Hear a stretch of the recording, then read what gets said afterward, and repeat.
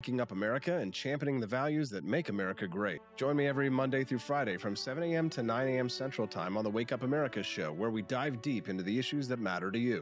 As a former libertarian presidential candidate, freedom activist, and entrepreneur, I bring a unique perspective to the table. But this channel is not just about politics. It's about history, philosophy, and empowering individuals to embrace their freedom. From thought-provoking historical lessons to philosophical insights, we explore the ideas that shape our world and help us make sense of it all. So whether you're a seasoned liberty lover or just curious about the principles of freedom, this channel is for you. Make sure to hit that subscribe button and join our growing community of freedom seekers. Oh, and don't forget to check out apforlibertyshop.com, where you can grab some awesome merch and show your support for freedom. Together, let's wake up America and ignite the flames of liberty. Subscribe now and join this incredible journey towards a brighter future.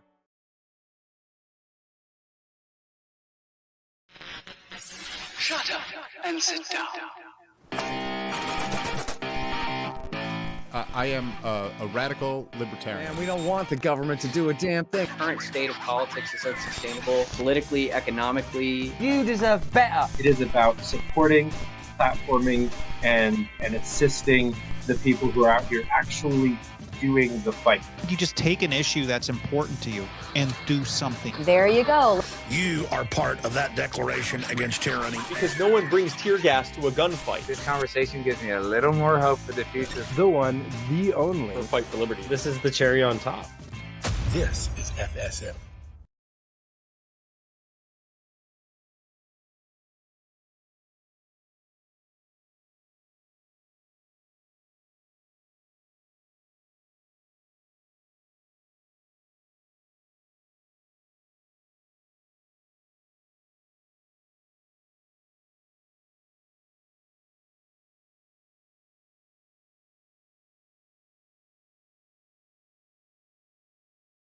So go on over, check out Free Speech Media Corp today, and give us a follow.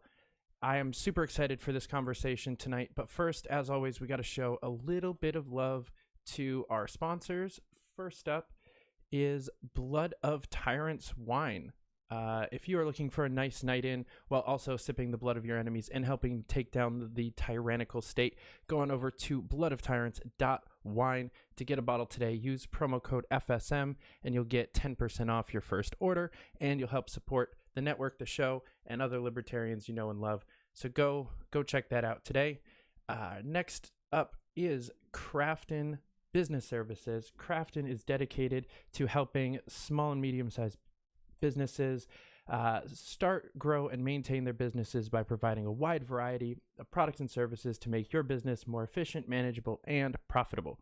And they understand how frustrating getting your business off the ground can be. That's why they've put together their business in a box solution to turn your idea or side hustle into a fully functioning company in one place for one transparent cost. So for under $1,000, you're getting your corporate filing, registered agent, logo, business cards, marketing strategy, and accounting consultation to all get you started off on the right foot, all for $9.99 plus state theft.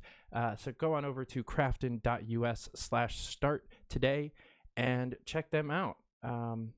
But without further ado, live tonight, we have the host of the Wake Up America show, writer for Human Events, founder of the Libertarian Republic, seller of some super-based coffees, and former presidential candidate, Mr. Austin Petersen. Welcome to the show.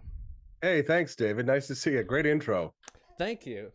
I actually just put that together this week. Well, I put it together last week for the Dave Smith show and then forgot to upload it into the thing. I noticed, like, as it was running last week, I was like, shoot, that's the old, damn it. But so I always love to start off with kind of a testimonial question. So I'm curious, where did you first hear libertarian philosophy and what really hooked you into it? In probably around the year 2004 or 5, I was in a musical production of Barry Manilow's Copacabana in Roanoke, Virginia. And a couple of friends of mine we used to go out hiking in the woods out near where the theater was down in the downtown area. And one of my friends and I were talking politics, and he's like, he's like, your views actually sound less Republican and more like libertarian. And I was like, I don't know what that is. So he gave me a copy of a book that he had just finished reading called Atlas Shrugged. So I spent that summer reading Atlas Shrugged, and sort of I didn't really quite understand libertarian philosophy fully, of course, until around 2008, when I started volunteering for Congressman Ron Paul's presidential campaign. And I was inspired by his debate with Rudy Giuliani about 9/11, when he talked about blowback and the reasons for acts of terrorism against the United States. So that was when I really became active and really dived deep into libertarian viewpoints. But my first my first like experience with the ideas itself were, Ayn Rand. But I will say this, though, that I was raised in a very libertarian fashion. In my upbringing was, my parents were both, I would call them soft Republicans. They never tried to force any kind of views down my throat. They always had their own views and they voiced them, but they never tried to indoctrinate me on things. They were always very much about letting me think for myself. But I remember the things that they said about O.J. Simpson. I remember the things that they said about Waco, for example. And I remember how they felt about what happened at Waco. And I remember how they felt about what happened at Ruby Ridge. And I remember how they felt about things that happened at in the '93 riots in Los Angeles, and the things that they said about that. I remember my mother specifically cheering on the rooftop Koreans. So the being raised on a farm, there's a certain lifestyle that you lead when you're not surrounded by other kids all the time. I was always jealous of my friends who had basketball courts that they could play in, and they could ride their bicycles on concrete and hang out at each other's houses all the time. And I was always jealous of that, until I realized later in life that, like, being able to grow up, alone out in the farm, run around the woods with a 22 rifle and sort of have that independence, gives you the kind of inner strength that lends one towards a more libertarian attitude, because you're more self-sufficient, you're less reliant on others, you're less susceptible to peer pressure and all that stuff. So I think, my libertarian origin story comes very much out of, like, the lifestyle that I was raised in. Yeah, I didn't grow up on an actual farm, but I still grew up I grew up on what used to be a farm, and then kind of got, like, pieced out all of the land. So I grew up on an acre with about 150 acres of privately owned public property behind me that was just, like, hiking and biking and horse trails and stuff. And so, like, there were other people back there and whatnot. And, I'd made a few friends of just, like, the other shitheads that were back there just hanging out throughout part of my childhood. But for the most part, it was just, I'm back there at like 3:00 in the afternoon, because I was also homeschooled, and, just completely alone, just running around doing crazy stuff. And yeah, it definitely, I can empathize heavily there with the kind of lone wolf mentality that kind of breeds into the individualism of libertarianism nicely, for sure. Yeah, for sure. I mean, it's being self-reliant is the sort of and being personally responsible is one of the key tenets of libertarianism. I mean, some people feel their politics and others think it through, and I came to the idea is from a more lifestyle perspective before I sort of intellectualized them when I started my political career in 2008. So what inspired you to start talking into the ether and doing broadcasting and podcasting and stuff like that? So my background is I started as a writer and a producer of plays, and like that Barry Manilow Copacabana production, right? It's kind of funny, I have a very strong opinion about Lauren Boebert's behavior the other day in the theater, not because she was getting felt up, but because she was disturbing people from seeing a very expensive production. Yeah, but, I heard your elitist comment on your show this morning. That was great. Yeah, no, I just, I don't, it's like, listen, if you're going to go see Barbie, pay $10 to go see the Barbie movie, fill up your date, that's fine, right? Don't try not to do it in front of kids, but when people are paying $120 to go see a production, it happens on one night, so you can't rent the movie later, so it's like, you shouldn't be disturbing people for that. So that's my opinion on that. But But no, my background is on the stage, right? So I actually wrote and produced a play that was an award-winning play called Phoenix Down. And it was a play dramatizing some of the events of 9/11. And that play was accepted into a prestigious playwriting festival in New York City while I was still in college in Missouri.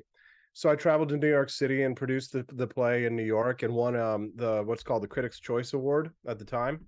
Nice. And that sort of inspired me to move to New York City after my college was over, and I started, doing anything I could. I mean, I did background work in soap operas. I had a little part in a movie with Richard Gere. I did commercials. I did modeling. I did, you name it, I did it in the entertainment business. Just trying to break in and work. I wanted to do acting, but I really eventually wanted to become a producer. And it was interesting because they say in the entertainment business, it's really not about your talent, it's all who you know. So, and that actually proved true because I started my political activism while I was still in New York, and it was through the connections that I made, fundraising and campaigning and volunteering for Ron Paul, that I got a job working in Washington, D.C. for the Libertarian National Committee. That's, the Libertarian Party's office. And so I did that for a year or so, and then I worked for a think tank in DC for another year. And then through those political connections that I made when I was in DC, I got a job working back in New York City as a television producer for Judge Napolitano's Freedom Watch. So I kind of came full circle, right? So I'd always wanted to be a producer and work in television, but it's not for me. It was never going to be like, go and get a degree at this prestigious school, and then once you have this school, you will have the connections to go and work for the Wall Street Journal or something like that. And it's not like that for most people, unless you're like Ivy League or something like that. So for poor white trash from Peculiar, Missouri on the farm, you're going to have to work for it. So I've always had to kind of be a hustler. So I ended up being a television producer back in New York City for a couple of years for Judge Napolitano, and then kind of the rest after that is, history, as they say. Nice. I've always, because I took a brief stint in thinking that I was going to go into filmmaking and audio video and production, like the very last couple of years of high school. So I was like looking at colleges in that range, but never actually went that way. But you're in it now, buddy. Yeah, I find it really interesting, the people that just like dive in head first and they're like, oh, this is easy. I can produce a thing. I mean, that's basically what I did 3 years ago. I was like, news show, I can make something that looks better than CNN, right? Like that looks easy. It's just a dude sitting behind a desk and like 2 cameras. Like how hard can that be? And here we are 3 years later and I still only have 1 camera. Yep, for sure. Well, this is it. You're doing it. Yeah, it's definitely a different world now that like one-man shows can be such a thing. Where I am the writer, producer, and star of the show, and I don't have the support staff. I don't have somebody else writing for me like a lot of people on TV do. And I guess I never really realized how extremely important those people are. Like you think about like a lot of these world-class comedians have night shows that they are not writing all of their jokes. Even though they're some of the funniest people on the planet, they don't have the time or energy to do all of the things. And I starting to understand why, I guess. Yeah, I mean, the writer's strike has really, I think, pulled the curtain back and shown the emperor wears no clothes when it comes to a lot of the talent for that these people have in these late night shows. Like, I mean, it's become a meme at this point how terrible this podcast has been advertised, that Jimmy Fallon and two or three other people that Jimmy Kimmel and Stephen Colbert are doing. But all these people at this point would be nothing without the writers. And I mean, it makes sense. You know, when you start in your career, you have to do everything, right? So back in the day, if you watch was it Kids in the Hall with Stephen Colbert, there were actually some funny segments that Stephen Colbert used to do when he was in his early days of his career. But then once he becomes established and you become establishment, you get teams of writers, you get lazy and you get out of practice, and then you're not as funny anymore. So, I mean, we really are in a transition period where what's happening in Hollywood right now, the reason why the writers' strike is continuing on so far is because the writers really just don't have much leverage, because they're not as essential, I think, as they believe that they are. Artificial intelligence is one big question when it comes to writing, which I have a strong opinion that really most people don't agree with me when it comes to artificial intelligence. And I think it's because we really have, like, most people, even libertarians, are kind of like Luddites when it comes to this technology, but we can talk about that in a few minutes.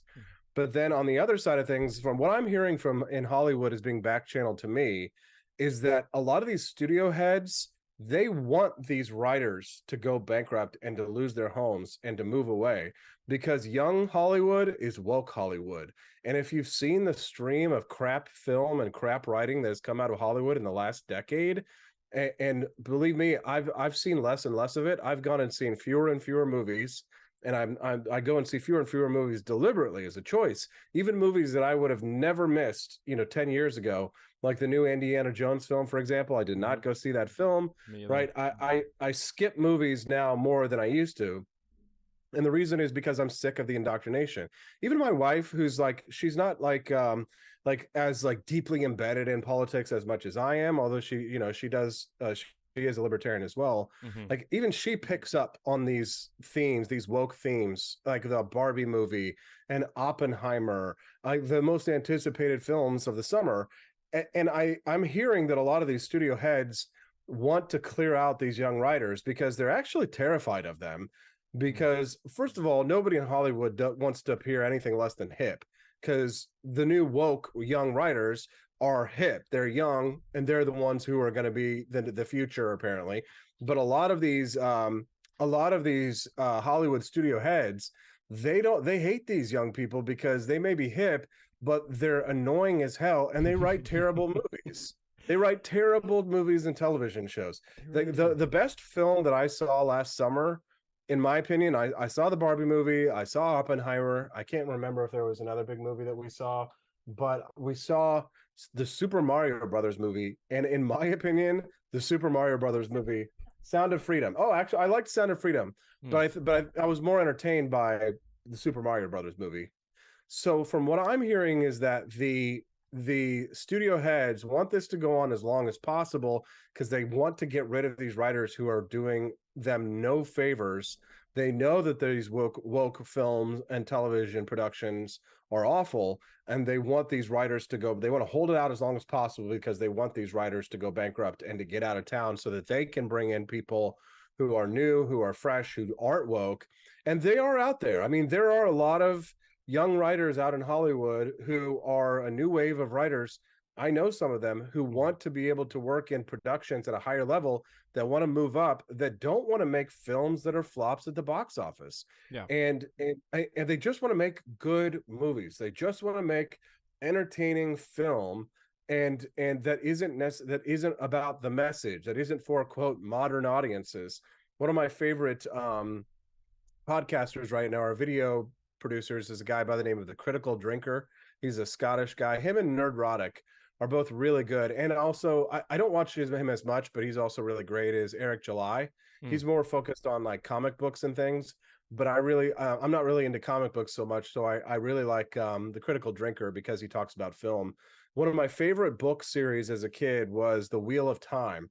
And Amazon just gayed it up. I mean, gay as it gets, right? And like, again, not that there's anything wrong with that, but I'm really just tired of it being such an overt, like, obvious messaging, right? Yeah. It's just like if a character, it used to be that a character being gay was either incidental to the story, or it was something like Dallas Buyers Club, or Philadelphia, right? So it's incredible, powerful literature about gay stories that were universal, right? There's a classic stage play, for example, called Angels in America, Tony Award winning, great television set, and it's all about the gay experience and living a life with AIDS.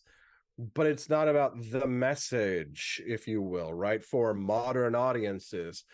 Because like the thing is about a lot of these woke people is that a lot of these woke people are broke. A lot of these people don't have a lot of money, and they aren't really even that interested in a lot of this comics or literature or art or things like that. They just want to come in and shit all over it and destroy something beautiful. Because they're ugly inside, and they're ugly outside, a lot of them too, but they have a very dark side. They're on the inside. They want the world, the rest of the world, to reflect what they see on the inside because of their insecurities, and their insecurities are projected into the world through the culture and the art.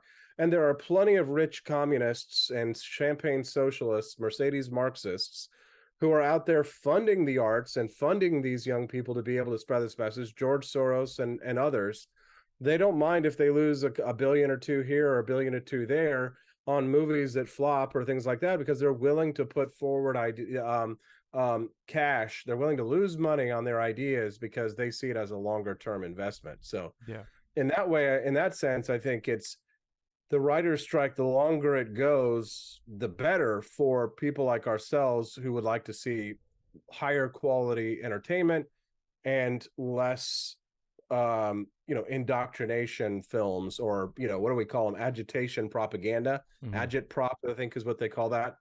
And that's one big thing. On the artificial intelligence side of things, on the AI side of things, the technology side of things, very, very pro AI. I've used artificial intelligence to completely revolutionize my workflow in the last 8 months. I couldn't have gotten done.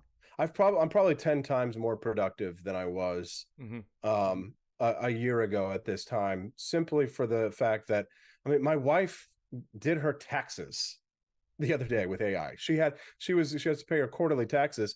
So she's like, I can't understand it. This is all too complicated. So she just inputted it into artificial intelligence and it spat back her taxes. Right. So things like that. I don't love that because I own a tax prep company, but obviously, well, that's why people hate it. Yeah. That's why artists hate it.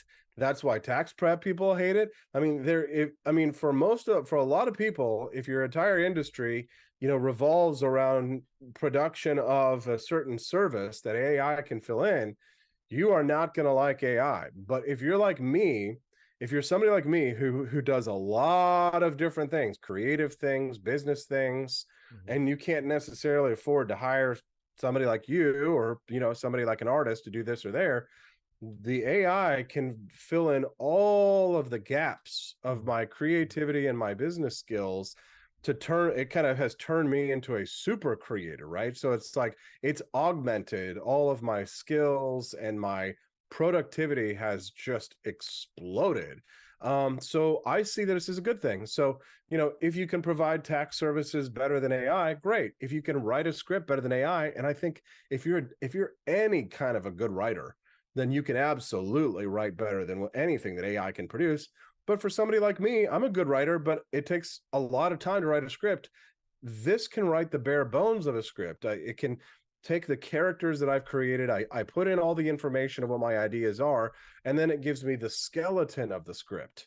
And then I go in and then I paint in, it's like a paint by numbers or coloring book. Now I can go in and I can fill in the colors as I see fit and provide it. My wife and I wrote our first children's book this year. We can't afford to hire a children's illustrator. We wouldn't, but with the money that we made from the children's book, we would be in the hole for what we would have had to pay a children's illustrator. And we've already produced our first children's book. We're working on our second children's book because we can produce, using AI, we can produce images for a children's book to tell the stories we want to tell. And that's revolutionary. Yeah. That's really cool. I'm gonna have to check that book out. I think that the AI is definitely, I'm with you for the most part. Like I said, like obviously there's definitely ways that it's encroaching, but I'm with you in that kind of free market thing of, if AI can do taxes better than I can, and I can't, and like the human interface of it better than I can as well, then I don't deserve to be doing anything. Like if I can't do human interface better than a robot, then I'm not a good salesperson and a customer service rep, and I should probably find a different career. So like I'm not threatened that much on that end, and on the other end where I do use it and it's not in competition with me, like I have it write out like social media posts and stuff like that very often. I can just tell it, here's all of my guests that are coming on for the next 7 weeks. Say something about them. I'll have it write up some questions every once in a while. I don't use them very often, but if I have a guest that's like popular enough to where the AI would know who they are, like Spike Cohen or you or Dave Smith or somebody like that. I didn't for you, but I did for Spike Cohen like a couple months back. I had him on, and there was some really interesting questions because it's a little outdated. So it was all like pre his presidential run, or like it stopped being informed like mid presidential run. So half the questions were about like his podcast that doesn't exist anymore. but yeah, no, AI has been like hugely effective. And I want to say to the other thing that you were talking about with kind of like the wokeification of Hollywood and stuff like that. I think there's an element to it that's not necessarily agitation propaganda, and it's something that I'm actually like I've noticed in myself too, and that I think is even more problematic with most of the leftists kind of on that side of thing, is just the inability to hear something that doesn't directly line up with your political views. Like I was watching a comedian the other day who did like a 3-minute bit about how anarchy is stupid and illogical.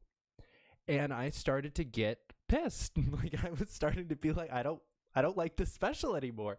Like it was, YouTube recommended it. It was like the next up thing for like 3 comedy specials in a row that I watched. So I was like, all right, YouTube, you think I'm going to like this? I'll watch it. 10 minutes in, he's ranting about how terrible anarchists are. And I'm like, what the fuck? This is terrible. But I turned off my political activist switch for a second. It was just like, let me just watch this as a comedy enjoyer and just like watch this as content. And he goes on to further explain his politics, and I mean he's like I would call him like a blue-pilled libertarian, like a patriot libertarian type. Like I still really believe in the fundamental structures of government, but I have most of the rest of the opinions. And I'm like, all right, yeah, you're not even that far off from me. But and the special was hilarious. It was one of the best specials I've ever seen. But I almost turned it off and started watching something else because I was hearing differing political views from my own, and I was like, wait, I'm not like that. Like I don't want to be like that. But I think very few people have that instinct to even try to turn that switch off and just enjoy the thing. They'll just Do you know why? Do you know why? That there's a phenomenon that explains that. The part of your brain that lights up when someone disagrees with you is the same part of your brain that makes you that lights up when you're being physically attacked. I just pulled this up from the Harvard Brain Review, but here it is as well. Here's why you feel attacked when someone disagrees with you. The reason why you feel attacked is because your oldest brain, the lower brain, is responsible for keeping you safe. When you feel threatened, your defense mechanism is activated. Fight, flight, or freeze. Most will fight. So when somebody disagrees with us, our lower brain sends out a red alert through our body that we are in danger. We need to protect ourselves, right? And it's probably because of our ancestors. They protected themselves, and those who protected themselves survived. But because we don't live in prehistoric times, when somebody disagrees with our views, our beliefs, we're not in any real danger. We're not going to die if somebody doesn't agree with us, but we still fight back, right? And that's how relationship problems begin. I would say 98% of people, I'm guessing this is just pie in the sky, 98% of people are unable to resist the fight or flight mechanism of hearing someone disagree with them and then just shrugging their shoulders and moving on. Most of the time, the people who can do that are definitely not young people who are blooded up or testosterone fueled. The people who are going to be able to do that are going to be old people who don't give a shit anymore. They've heard it all. They don't give a shit, right? But like a wise man, a wise younger person is going to be able to see something that they disagree with on Facebook and move on, right? And because one of the things that I really have struggled with is picking your battles. Judge Napolitano actually used to say that to me all the time. Is that the way he used to say it was, if a dog barks at you, do you bark back? Or the way that he would say, and some conservatives would say, don't stop to kick every barking dog, because you'll miss the main chance. Right? If you fight every single fight that's coming to you, you'll eventually be completely overwhelmed. Yeah. Right. So libertarians, I think that the one of the weaknesses of libertarians is that because we're so anti-war, because we absolve ourselves so much of that conflict, and the only conflict that we know is that verbal conflict. Right. So we get our kicks out on verbal conflict. So we engage more in verbal conflict when we really need to understand that not every battle is worth fighting, especially and including with one another. Yep. But we also pick fights more often with one another because it's so much easier to see the differences when you're up close with someone, and someone who makes themselves available to you is libertarian compared to yourself, a more anarchist libertarian. You are intimately aware of all of the ins and outs of the patriot libertarian argument. You know what the weaknesses are of it. So it's fun to attack that person because it may or may not be a fair fight, but if it is, then it may be fun because just for the getting your kicks on arguing with someone. But if it isn't, then it's just fun to pick on somebody and blow them away and dominate, just like you're Mike Tyson or something, right? Yeah, but, I could have picked his entire argument apart in seconds because it was a comedic, simple, I don't care about politics argument. So, right, but who's going to give you that? Who's going to give you that platform? No one to do that. Two, who's going to listen to you? And then three, who's going to give a shit? Right? Very few people, right? So there's a time and a place for those kinds of things, right? There's a time and a place. And it was very wise of you to listen to that and to be like, you know what, I'm just going to listen to this as content and be able to kind of just let it pass by, right? So it's harder when you're someone in your position or in my position, because honestly, as content creators, to a certain extent, we're very incentivized for outrage, right? Oh, yeah. So think about any big time conservative or leftist with giant social media out, they are all over. This is outrageous every day. I mean, I don't have enough energy for that kind of outrage. I mean, that's probably why I'm not one of the biggest, in social media, because I just get tired of the outrage. I can't outrage every day, but they are professional outrage pundits, and so they are incentivized to find the outrage even if there isn't one there, and so people can get caught up in that loop as well, right? Yeah, I find it really interesting. I try to do that thing, the picking your battles here on the show pretty well. I've had maybe a dozen actual real solid back and forth arguments with somebody in the 180 episodes of the two shows, because even the debate shows, I'm usually a moderator and I'm very I try to be very even if I'm heavily biased towards the end because one person really won, and I'll get at least one comment on every single promo that I post about ask him about Like, I mean, shit, even yours. I got, you know, to ask him about the, like, Hiroshima, ask him about China, ask him about this. Oh, yeah. And it's like, no, I don't want to talk to you about the 6 or 7 things that you and I might disagree on. I want to talk to you about your career, your experiences, you know, what you've done. And, you know, last week I had Dave Smith on, another fairly controversial person who I got, you know, at least 12.5 like, well, ask him why he's a Nazi. It's like, no, I'm not gonna do that because I don't think he is one. Like, fuck off. Oh, that's funny. Even the things I do disagree with people on, it's like, it's not worth. The only rule that I have is if I pick apart an argument on the show and then some, like, not with them, like with, if you and I are kind of joking around, put up a straw man and tear it down, and then in 2 or 3 weeks I have a guest on that actually presents that straw man, I like have to like attack it, because otherwise I feel like us bullshitting was just like weak or whatever, you know. I don't like, it feels like attacking people behind their back in kind of a way, even though we weren't specifically talking about that guest in the future. But I like, that's my only rule, is that like if I have vocally disagreed with an argument on the show before and you try to present it, then I'll probably push back. But even that is like, I'll push back lightly because it's just not, it's not worth the. There's nothing. And here's the thing. There's really, what is there to be gained in arguing with people that we agree on, you know, 80%, 90% of things with, right? Mm-hmm. It's you know, I've learned a lot of lessons in my, you know, 15 years going on campaigning. It just doesn't there is literally nothing to be gained and everything to be lost. We know we've so atomized ever since the breakup of like the Ron Paul movement, and broken up into sort of our little kingdoms. Mm-hmm. And rather than working together to the benefit of all of us, we all work, you know, individually for the benefits of each of us. And some of us are doing better than others, but none of us would be doing as well. All of us would be doing so much better if we all worked together. But, you know, again, it's herding cats is one thing.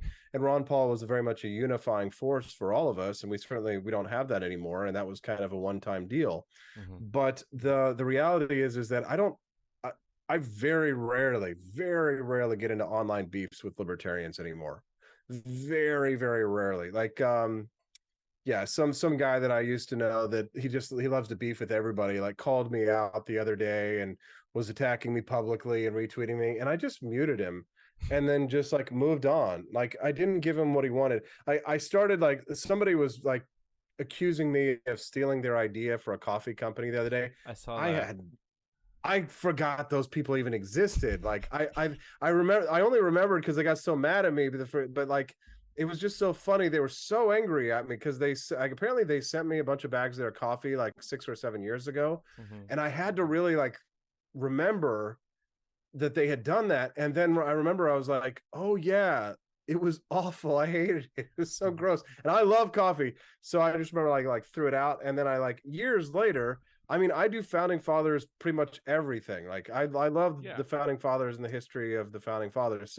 So I was just like, I came up with the coffee, and then they got mad because like, you copied our idea. And I'm like, I forgot you even existed. So at first I kind of started to beef with them because they were calling me a thief and a liar. And I was like, bro, you guys are idiots. I looked at their website, and like literally everything that they had on their website, their marketing was all just copying of old paintings. I'm like, you guys, that's interesting. So anyways, so I beefed with them for like a day, and then I saw the next day they like made a podcast about it, and they were sending their minions to like retweet me and to say awful stuff about me. And I was just like, this is loser shit. You know what I mean? Like, yeah. What am I doing? Like, why am I fighting with these people? Like, there's nothing to be gained. Like, all I'll do is make more people aware that they exist, one.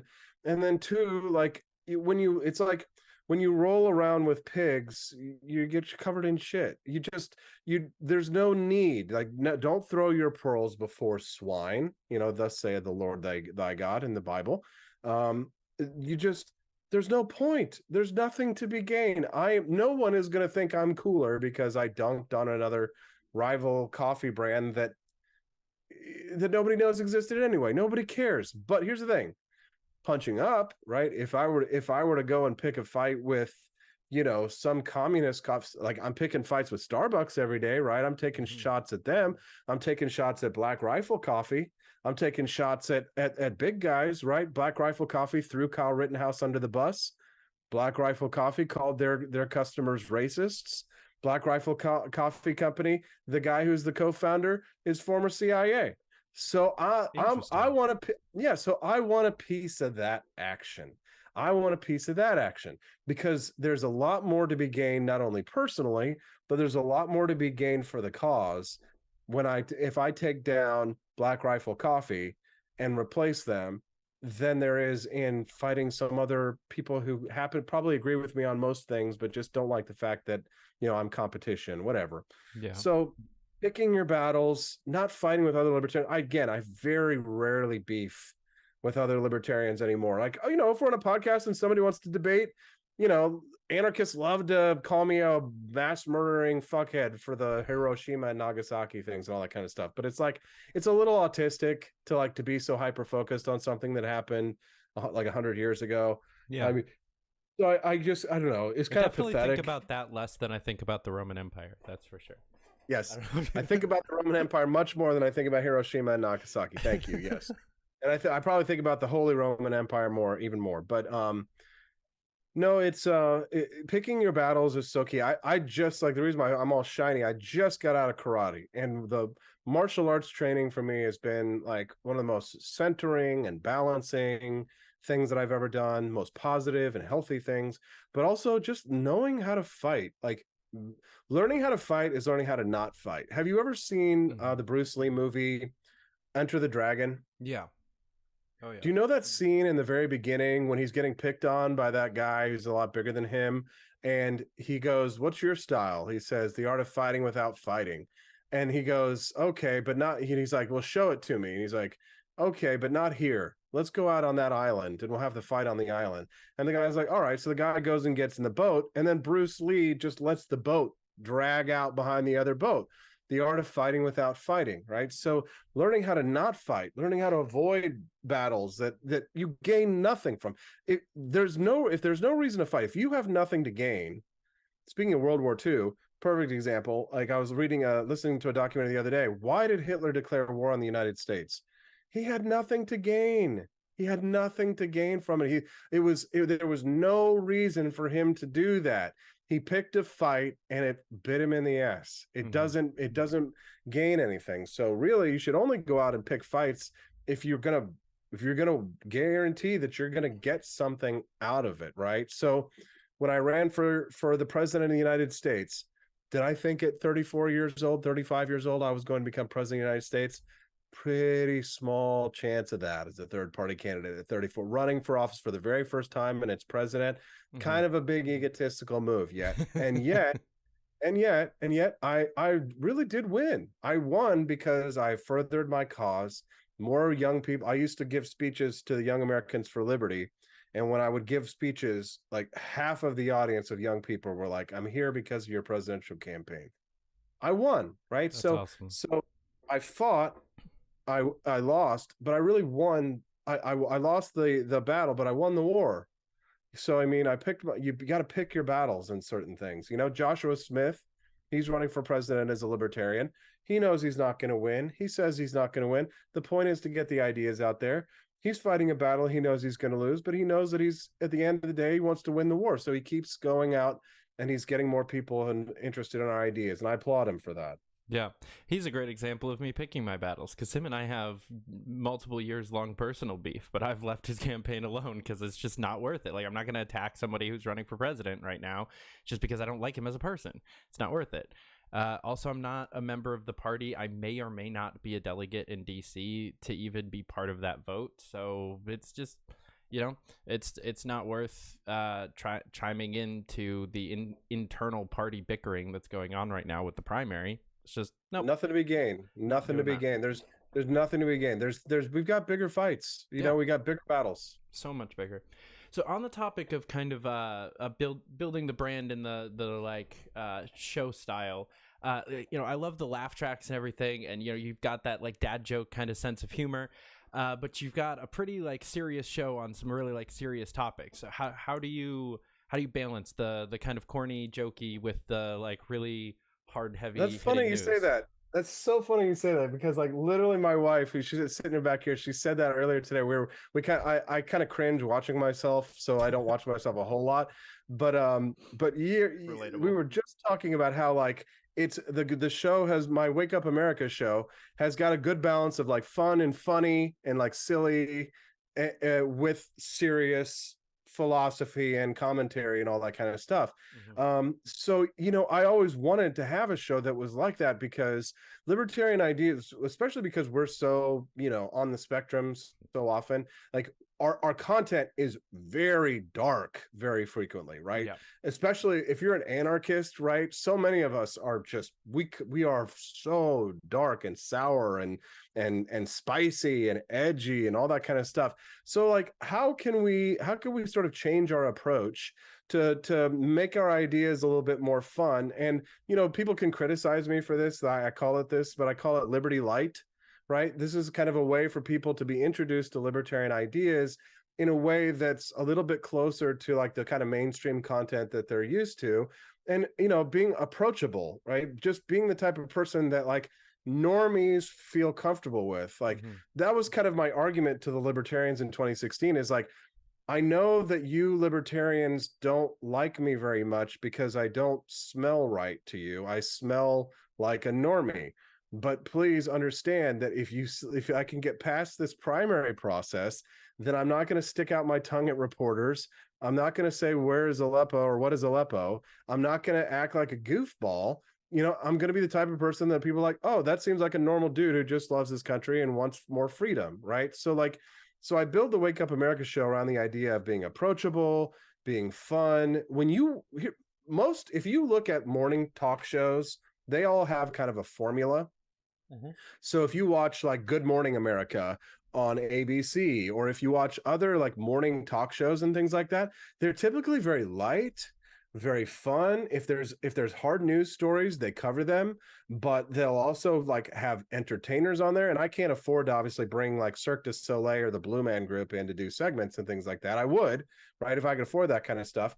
But like, they bring in, certain clowns and jugglers, and I try and play fun clips. I talk about movies, I talk about art, I talk about theater, and I talk about politics, and I talk about libertarian philosophy. And I let people know we're going into big brain time. I call it big brain time, right? This is the time now when the people who are really interested in the intricacies of libertarian philosophy or ethos like should get ready, because we're going to really get into the weeds on something, and we're going to do it deliberately. Otherwise, I want to touch on libertarian philosophy and ideas. I want to inform people about the news. So I'm providing a service. You come to my show, you're going to be, what's going on in the world that day. You're hearing the biggest stories in the world. You're getting a broad overview of what's happening. You get my opinion on them. And then you're going to get an awesome guest who, if the guest isn't like either intimately attached to the story, they're going to be an expert in other ways, or are going to give you great commentary and their points of view. And it's typically, most of the time, they're libertarians. Or I work hard. I use my television skills from my back when I was at Fox to, like, for example, the other day when we started talking about Russell Brand on Monday, and the news had dropped, there was this woman who is a prominent comedian and women's rights activist in the UK who is a lover of Russell Brand, who I got booked on my show and interviewed her on Monday. She had been intimate with Russell Brand. She had worked with Russell Brand on shows and on campaigns. So like, those are guests that like big news networks want to get for their shows. Yeah. And typically, like, she went as like on the BBC like the next day, right? So like I'm giving you breaking news and stories before mainstream networks are touching them, so that the Wake Up America show is like, wow, this is a destination listening show. This is real news. These guests are top of the line guests, many of whom are libertarians and who are experts in their fields or their topics or what have you. And I'm getting Austin's point of view on that, which he's a little goofy, dad jokey, a little fun and funny, great graphics, fun music, like kind of an 80s vibe, I love that and part. Then right. And then when the judge comes on, he gives you the legal analysis and opinion. And then I press the judge on like some of the idiosyncrasies of libertarian thought for another like 15 minutes. And then we bring it back and lighten it up. And on Fridays, the show, my wife comes in and she's a therapist, and she's fun and she's pretty and she's silly and fun. And, you know, she makes good jokes and stuff like that and kind of balances me out really well. And, you know, she kind of speaks for the ladies, you know, because we get a lot of ladies, and libertarians are not so good usually with getting, you know, women interested in our ideas.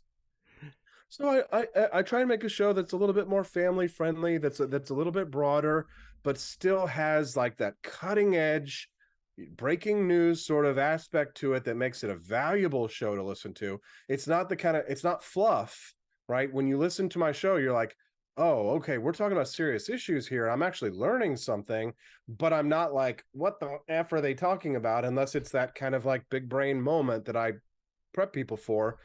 And then you also get like broad, big picture stuff. You get like stories or human interest stories that are about emotions and about relationships. My friend Camellia comes in every Tuesday and Thursday, and we always try and make her blush, where it's, you know, we talk about sex, relationships, and dating. And that really that just, I think, makes the whole show something very unique in libertarian media. It's not dark, it's not scary, it can be a little edgy, but it's the kind of thing that like you can introduce me to your dad, you can introduce me to your mom or your cousin or your nephew and be like, you would like this guy. If you like, stop listening to like, you know, Fox News in the morning, let's tune into the Wake Up America show. I think you'll think it's better. You know what I mean? Yeah. And so consider me your gateway drug to freedom. I like that a lot. Yeah, I think libertarians, because we've got this kind of counterculture vibe we always have as a movement. Even back in the 70s, we were kind of either the hippies or the kind of weird right wingers. Like that, we've never really been the normies per se. We have this like echo chamber kind of self-fulfilling prophecy thing where we literally just exclusively create content for libertarians and expect it to reach non-libertarians. And like you said, morning shows have a formula. Like your show is somewhere between a Good Morning America and the Breakfast Club, you know, like, and it's a solid, you know, like you're saying, lighthearted. You've got the kind of like ad breaks and the guests and the everything, and it feels right. You know, I was actually just talking about this a couple weeks ago. I don't remember which guest it was with, but we were specifically talking about how much we miss the news. Like just turning on the top 5 at 5 news and it being objective, decent news that you could listen to and actually get something out of. Because, you know, we haven't listened to that shit in a decade because we know that it's garbage, but we miss it. We miss that, just like the simplicity of it and the graphics and the stupid story about the 100-year-old lady's birthday in town. And, you know, that stuff is just great. And so, yeah, like your show, I think, especially kind of like is a callback to traditional media in a real way that makes it really easy to kind of transition from traditional media into that. But it's so rare because like almost all of us are making, you know, like you're saying, like super dark, just like one dude ranting at a computer screen for an hour and a half by himself, just, you know, telling the libertarian ideals of this and that. And, you know, there are people that want to listen to that kind of stuff, and that it does exist. And, you know, we're adding a philosophy show onto the network it is just like a solo show for an hour. But it's an interesting, like, kind of Christian libertarian moral philosophy show. So I'm interested to see what it's actually going to sound like. But, the challenge of like any good producer is to get out of their head and to, instead of producing content that you want, produce content that is for the audience. The biggest, like try and think of it like this. You know, so I have an idea for a reality show and I want to produce a reality show. When, you know, if the next few weeks, if like the numbers that I've been getting on my Wake Up America show continue, like I could start seeing some big checks soon. And if that happens, you know, and then I want to reinvest back in my business. And one of the things I want to do is a reality show that's centrally focused around freedom and around America and around women. And it's for women, and I think women will love it, and they'll make their boyfriends watch it, and I think their boyfriends will enjoy it. But like, reality shows is where it's at, right? I want to make something, but it has to be good content first, right? Like, do you think you could write a hit show? Could you write something? Could you make something for that most people will like, even if they're not libertarians? So that's the big challenge. So, if you can make something that everybody likes, bring people in, once you've got them in the seats, then it's game on, right? You can say anything you want, right? And that's the thing. It's like the mainstream media, they make shows that people want to watch, and then you get the commercials for Pfizer, get your shots, or even the wokeification that you were talking about earlier. Like they just trickle in that shit. Exactly. So get rich, make awesome content. That's good, popular content first, and then the message, and then talk about the ideas that you want afterwards. So you got to kind of, you got to sticks and carrots a little bit. You got to catch them with, catch the flies with the honey versus the vinegar. So it's all about the approach. And I see we're coming up there on the end. Yep.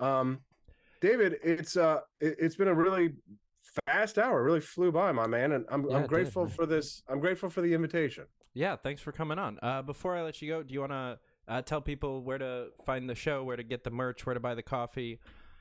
Sure, yeah. So AP for Liberty, obviously everywhere, but the Wake Up America show is getting bigger and bigger every day. I think, if people are interested in getting great content, staying informed, finding out what's going on in the world, first thing when you wake up, put us on in the background and, and crank up the volume, have a listen to our amazing guests. The Wake Up America show is every Monday through Friday from 7 a.m. to 9 a.m. Central Time. 2-hour live show. You can pop in, pop out, however you like. Best way to listen, in my opinion, is on Rumble, rumble.com/AP4Liberty. And obviously, you've got me up there on the screen, AP4 Liberty everywhere.